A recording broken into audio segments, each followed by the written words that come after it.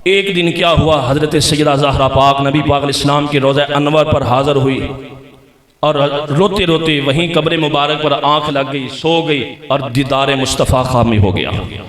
मेरे पाक नबी इस्लाम ने फरमाया, तारीख़ तबरी के अंदर ये अल्फाज मौजूद हैं, हज़ूर इस्लाम ने फरमाया, ज़हरा बेटी क्यों परेशान होती है, क्यों परेशान होती है, क्यों रोती है? अर्ज़ की बाबा आपका बिछोड़ा बर्दाश्त नहीं होता, आपसे जुदाई बर्दाश्त नहीं होती। मेरे करीम लजपाल नबी इस्लाम ने फरमाया, बेटी ज़हरा परेशान ना हो, मैं आबे कौसर का जाम लेकर आ रहा हूँ। हज़रत सैयदा ज़हरा पाक रज़ी अल्लाह ताला अन्हा घर वापस आई, अपने बेटे इमाम हसन पाक को तैयार किया, हज़रत इमाम हुसैन पाक को तैयार किया। हज़रत मौला अली पाक ने फरमाया, ज़हरा क्या बात है, आज शहजादों को क्यों तैयार किया जा रहा है, आज क्या वजह है? अर्ज़ की, ऐ मेरे सिर के ताज, मेरा वक़्त करीब आ चुका है, वक़्त करीब आ चुका है। एक मेरी बात याद रखिएगा, मेरे करीब कोई गैर मर्द ना आए,